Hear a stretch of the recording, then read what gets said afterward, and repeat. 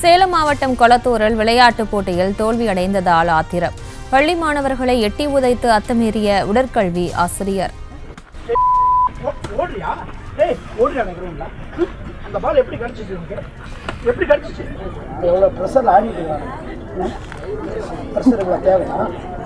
இந்த டீமுக்கு உள்ள தேவையா தேவையா தேவையா ஏண்டா நீ அவன் நிற்க வச்சு ஆட மாட்டேன்.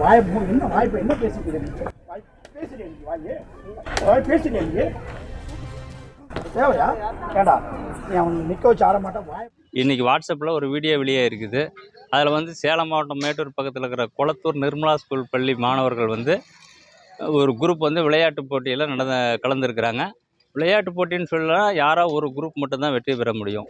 அதுக்காக தோல்வி அடைஞ்சவங்க எல்லாருமே திறமை இல்லாதவங்க சொல்ல முடியாது. அப்படி இருக்கிற பட்சத்தில் இன்றைக்கி அந்த நிர்மலா ஸ்கூல் அந்த விளையாட்டு அந்த குரூப்பை வந்து அந்த உடற்கல்வி ஆசிரியர் வந்து அவங்களுக்கு என்ன காரணத்தினால வெற்றி வாய்ப்பை தவறிட்டோம், ஏன் தோல்வி அடைஞ்சிட்டோம் அப்படிங்கிறத எடுத்து சொல்லி அவங்களை ஊக்கப்படுத்துறதை விட்டுட்டு அதில் பார்த்தா அந்த வீடியோவில் நெஞ்சம் பதப்பதைக்குதுங்க. எப்படி எங்கள் பிள்ளைங்கள நாங்கள் ஸ்கூலுக்கு அனுப்புறது அப்படின்னே தெரியல. அவங்கள வந்து வன்மையாக தண்டித்து அவங்கள சூக்கலால் உதைச்சி தகாத வார்த்தையால் அவங்கள திட்டுறாங்க. அதை பார்த்தா அந்த மாணவர்கள் வந்து தொடர்ந்து வந்து அவங்கள வந்து இப்போ அதாவது விளையாட்டுத்துறைக்கு மட்டும் இல்லை, பள்ளிக்கு போகிறதுக்கே யோசனை பண்ணக்கூடிய சூழ்நிலை இருக்கும். அந்தமாரி அவர் நடந்துட்டுருக்கிறாரு. அந்த ஆசிரியர் மேலே கல்வித்துறை வந்து உடனடியாக துறை ரீதியான நடவடிக்கை எடுத்து மேலும் இதுமாரி ஒரு தவறு நடக்காத வகையில் இதை தண்டிக்கணும்.